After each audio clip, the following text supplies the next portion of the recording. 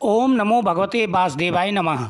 स्वागत है आप सभी का मेरे राधे कृष्ण ब्रजधाम यूट्यूब चैनल पर। अहोई अष्टमी की कथा, पूजा विधि और नियम।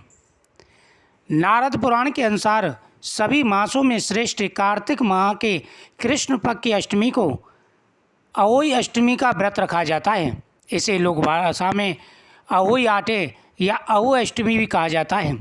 अहोई का शाब्दिक अर्थ है अनहोनी को होनी में बदलने वाली माता। इस संपूर्ण सृष्टि में अनहोनी या दुर्भाग्य को टालने वाली आदि शक्ति देवी पार्वती हैं। इसलिए इस दिन माता पार्वती की पूजा अर्चना अहोई माता के रूप में की जाती है। अहोई अष्टमी का व्रत इस बार बहुत ही अच्छे योग में पड़ रहा है। अष्टमी तिथि बहुत ही शुभ योग में पड़ रही है। उदय तिथि के अनुसार 3 महायोग पड़ रहे हैं। अहोई अष्टमी का व्रत संतान की रक्षा के लिए रखा जाता है। साथ ही इस दिन व्रत का और पूजा का बड़ा महत्व होता है। अपने बच्चों की रक्षा और तरक्की के लिए माताएं यह व्रत रखती हैं। धार्मिक मान्यता है कि अहोई अष्टमी के दिन विधि विधान से किए गए व्रत के प्रभाव से माता और संतान दोनों के जीवन में सुख समृद्धि आती है। उनकी सभी परेशानियां समाप्त हो जाती हैं। अहोई अष्टमी की पूजा का विधान सायंकाल प्रदोष बेला में करना श्रेष्ठ रहता है। दिन भर उपवास रखने के बाद संध्या काल में सूर्यास्त होने के उपरांत जब आसमान में तारों का उदय हो जाए तभी पूजा आरंभ करें और रात्रि में चंद्रोदय होने पर चंद्रमा को अर्घदान करना चाहिए।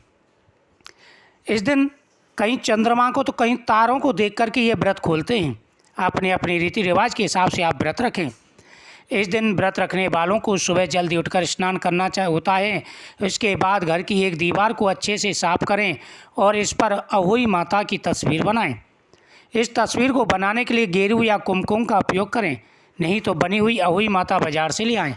इसके बाद घी का दीपक अहोई माता की तस्वीर के सामने जलाएं। फिर पकवान जैसे हलवा, पूरी, मिठाई आदि को भोग लगाएं अहोई माता को। उसके बाद अहोई माता की कथा पढ़ें और उनके मंत्रों का जाप करते हुए प्रार्थना करें। अहोई माता से निवेदन करें, ओम पार्वती प्रिय नंदनाय नमः मंत्र का 108 बार जाप कर सकते हैं। कथा के अनुसार प्राचीन काल में एक साहूकार के 7 बेटे थे। एक बेटी थी। दीपावली से पूर्व साहूकार की पत्नी घर की लिपाई पुताई के लिए मिट्टी लेने खेत में गई और कुदाल से मिट्टी खोदने लगी। मिट्टी खोदते समय उसकी कुदाल से अनजाने में एक पशु शावक स्याऊ के बच्चे की मौत हो गई। इस घटना से दुखी होकर स्याऊ की माता ने उस स्त्री को श्राप दिया। कुछ ही दिनों के पश्चात बरसरों में उसके 7 बेटे एक के बाद एक करके मर गए। कुछ कथाओं में यह आता है कि उसकी नंद ने गलती से स्याऊ माता के बच्चे को मार दिया था तो छोटी भाभी ने कोख बंधवाई थी। कथा का दोनों का महत्व एक जैसा ही है। महिला अत्यंत व्यथित रहने लगी। एक दिन उसने गांव में आए सिद्ध महात्मा को विलाप करते हुए पूरी घटना बताई। महात्मा ने कहा, तुम उसी अष्टमी को भगवती माता की शरण लेकर स्याऊ और उसके बच्चों का चित्र बनाकर उनकी आराधना करो और क्षमा याचना करो। देवी माँ की कृपा से तुम्हारा पाप नष्ट हो जाएगा। साहूकार की पत्नी ने साधु की बात मानकर कार्तिक मास के कृष्ण पक्ष की अष्टमी दिन व्रत व पूजा की। व्रत के प्रभाव से उसके 7 पुत्र जीवित हो गए। तभी से महिलाएं संतान की सुख की कामना के लिए अहोई माता की पूजा करने लगीं। दूसरी कथा के अनुसार साहूकार के 7 बहुएं थीं, 7 बेटे थे, एक बेटी थी। अष्टमी वाले दिन वह मिट्टी खोदने गई। अचानक साहूकार की बेटी की हाथ से कुदाल से स्याऊ माता का बच्चा कट गया। अब स्याऊ माता को क्रोध आया। उसने कहा कि मैं तेरी कोख बांधूंगी। उसने सभी भाभियों से कहा, कोई भी भाभी कोख बंधवाने के लिए तैयार नहीं हुई। छोटी भाभी ने छोटी बहू साहूकार की बोली, अगर मैं कोख नहीं बंधवाऊंगी तो सासू माँ नाराज़ हो जाएगी। इसलिए उसने कोख बंधवा ली।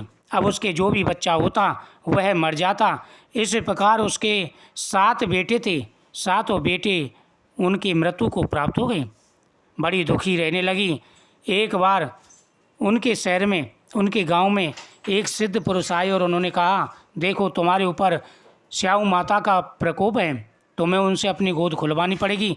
इसके लिए तुम्हें गौ माता की पूजा करनी पड़ेगी, क्योंकि गौ माता श्याम माता की भाईली है, अगर तुम उसकी पूजा करते हो तो तुम्हारी मनोकामना पूरी होगी। अब से साहूकार की बहू, सेठ की जो छोटी बहू थी, वह सुबह सुबह जल्दी जाती और गौ माता के नीचे झाड़ू लगा करके आ जाती। गौ माता सोचती आजकल मेरी सेवा कौन कर रहा है, आज मुझे जल्दी उठ कर के देखना चाहिए। गौ माता ने जल्दी उठकर देखा, साहूकार की बहू झाड़ू लगा रही थी। गौ माता ने कहा, ये साहूकार की बहू, तू मेरी यहाँ रोज़ सेवा किस काम के लिए करती है? उन्होंने कहा, ये गौ माता, मैं तुमसे कुछ मांगना चाहती हूँ। उन्होंने कहा, चल, तूने मुझे प्रसन्न किया है, मांग, तुझे क्या चाहिए? उन्होंने कहा कि श्याऊ माता तुम्हारी भाईली है और उसके यहाँ पर मेरी कोख बंधी पड़ी है, आप मेरी कोख खुलवा दीजिए। उन्होंने कहा, चल, मैं चल कर के कोख खुलवाती हूँ। अब दोनों चल दिए। रास्ते में कड़ी धूप थी, एक पेड़ के नीचे बैठ गए। उस पेड़ के ऊपर गरुड़ पंखनी के बच्चे थे जिनको श्याप खाने के लिए आ रहा था। बहू ने देखा श्याप ऊपर चढ़ रहा है, उसने अपनी तलवार से श्याप को मार दिया, ढाल के नीचे रख दिया, वो सोने लगी। तभी गरुड़ पंखनी आई और वहाँ पर खून देखा, उसको क्रोध आया और वह साहूकार की बहू को चोंच मारने लगी। साहूकार की बहू बोली, देखो, मैंने तो तुम्हारे बच्चों की रक्षा की है, फिर तुम मुझे क्यों मार रही हो? तुम्हें विश्वास नहीं तो अपने बच्चों से पूछ सकती हो। साहूकार की बातें सुनकर के गरुड़ पंखनी बच्चों के पास गई। बच्चों ने कहा, हे माता, इन्होंने तो हमारी रक्षा की है, इनका कोई दोष नहीं है, हमें तो श्याप खाने के लिए आ रहा था। गरुड़ पंखनी बोली, मांग, क्या मांगती है? उसने कहा, 7 समुंदर पार श्याऊ माता रहती है, उसके पास मुझे पहुंचा दो। उन्होंने कहा, बैठो मेरी पीठ पर। गौ माता और उन दोनों को लेकर के 7 समुंदर पास श्याऊ माता के घर पहुंचा दिया। श्याऊ माता गौ माता को देखकर प्रसन्न हुई, बोली, आ बहन, आजा। आकर के उसने खूब खातिरदारी की, कहा, मेरे सिर में जुएं पड़ गए, मेरी जुएं निकाल दे। गौ माता ने साहूकार की बहू से कहा, इनकी जुएं निकाल दो। साहूकार की बहू ने जुएं निकाल दी। उसने कहा, देखो, तुमने मेरे सिर में खूब सलाई फेरी है, इसलिए मैं तुझे वरदान देना चाहती हूँ, मांग, क्या मांगती है? मैं तुझे 7 बेटों का वरदान देती हूँ, 7 बेटे 7 बहू होंगी। साहूकार की बहू बोली, 7 बेटे बहू का होंगे, मेरे तो एक भी नहीं है, मेरी कोख तो तुम्हारे पास बंधी पड़ी है। उन्होंने कहा, तुमने तो मुझे ठग लिया, मैं तेरी कोख तो नहीं खोलती, लेकिन अब खोलनी पड़ेगी। जा, अहोई अष्टमी का व्रत करना, खूब उद्यापन करना, तेरे 7 बेटे बहू तुझे तेरे घर मिलेंगे। साहूकार की बहू घर आई, देखा तो 7 बेटे बहू आंगन में बैठे हैं। साहूकार की बहू ने अहोई अष्टमी का व्रत किया, खूब उद्यापन किया। अब उसकी जेठानियाँ बोली अपने बच्चों से, देखो, जल्दी जल्दी खा पी लो, कहीं अपने बच्चों को याद करके तुम्हारी चाची रोने ना लग जाए। अब काफ़ी समय से आवाज़ नहीं आई। उन्होंने कहा, देखो, तुम्हारी चाची की आज रोने की आवाज़ नहीं आई, घर जाके देखो क्या हुआ।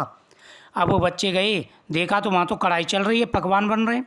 अब वो भागे भागे आए, मम्मी मान की, हाँ, चाची के यहाँ तो खूब उद्यापन हो रहे हैं, कढ़ाई चल रही है और 7 भाई बैठे हैं।